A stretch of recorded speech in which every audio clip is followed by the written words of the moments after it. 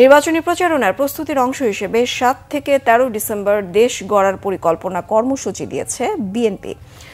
দলটির ভারপ্রাপ্ত চেয়ারম্যান তারেক রহমান কর্মসূচিতে ভার্চুয়ালি যুক্ত থাকবেন বলে জানিয়েছেন বিএনপির সিনিয়র যুগ্ম মহাসচিব রুহুল কবির রিজভী। বেগম খালেদা জিয়ার সুস্থতা কামনায় জাতীয়তাবাদী যুবদলের আয়োজনে রাজধানীর বিভিন্ন মাদ্রাসায় পশু সাদকা ও দোয়া করা হয়েছে। সকালে রাজধানীর নয়াপল্টনে বিএনপি কেন্দ্রীয় কার্যালয়ের সামনে এই অনুষ্ঠানে বিএনপির সিনিয়র যুগ্ম মহাসচিব রুহুল কবির রিজভী আহমেদ বলেন, বেগম খালেদা জিয়া জাতীয় ঐক্যের প্রতীক। নানা নির্যাতনেও তাকে সিদ্ধান্ত থেকে টলাতে পারেনি। পুরো জাতিসহ আন্তর্জাতিক সম্প্রদায় তার সুস্থতার জন্য দোয়া করছেন।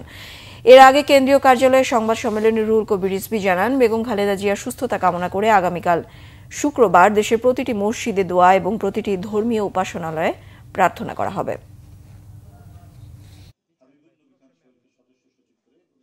একত্রিশ দফা দলের অনেক কিছু অঙ্গীকার রয়েছে এবং আমাদের ভারপ্রাপ্ত চেয়ারম্যান বিভিন্ন সময়ে যে একটি আধুনিক রাষ্ট্র গঠনে কি ভূমিকা রাখা যায়, গোটা বিশ্বের অগ্রগতির সাথে তাল মিলিয়ে প্রযুক্তি সহায়ক আমাদের কি কর্মসূচিগুলো নিলে আমরা দ্রুতই একটি দেশকে উন্নতির শিখরে নিয়ে যেতে পারবো, সে বিষয়গুলি আপনারা নিজেরাও জানেন যে বিভিন্ন সভা সমাবেশে তিনি বক্তব্যগুলো রেখেছেন।